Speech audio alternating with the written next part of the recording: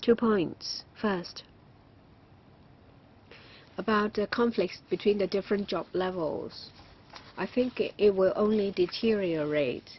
What we see is that if you earn a high pay, it will be easier for you to receive a pay rise. And if you earn a low pay, you may not see a pay rise as easily. And if the pay structure reflects the situation in the private sector, then for civil servants, they will see the same thing. This pay level survey is to narrow the difference between civil service pay and that in the private sector. But how do you achieve a balance or strike a balance? There is a point of contention. Yes, well, you now propose a pay rise, but you still haven't dealt with the pay rise for civil servants this year. Well, back in about June or July, when there was discussion about NTNE development, we raised this point with the then chairman Ng Leung Sing, but the administration refused to budge. And in July, end of July, I asked the Bureau Secretary whether when we come back after the summer recess, the order will be changed. And the answer I got at that time was a no. But it's actually the case that it is so rigid that it cannot be changed.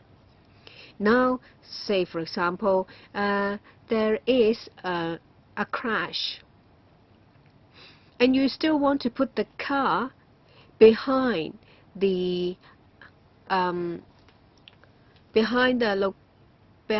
car that's crashed, knowing full well that there will be congestion.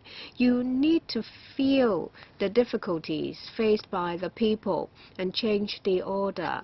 In the PWSC, the chairman wanted to change the order. However, the administration withdraw some of the items, say for example those related to education. So this job level 5 pay rise issue aside, we are more concerned about the pay rise of civil servants this year. Teachers don't know when they will actually receive their pay. I know that it's not a decision to be made only by the Secretary. I hope the Secretary will reflect our views to the CS4A and the CE. They should work on resolving the problem and not get bogged down by it. Secretary. First, about those that are of a higher rank, and those that is of a lower rank, or those that are senior, more junior. Well, we have to consider whether the pay can retain a talent. Say for example, but we are not rigid. Say, for example, for job level 2, there was no proposal to cut their pay. We still use the 5% discrepancy, and for JL5, instead of an 8% increase, it's proposed to be 3% only. We have taken in consideration many factors. We have to strike a balance, and it's a delicate exercise. And we have taken into account the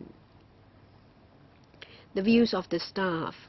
And as I said, that for important proposals, they should not be put aside simply because they are controversial. We hope that for the incinerator and landfill proposal, the FC will make a decision as soon as possible.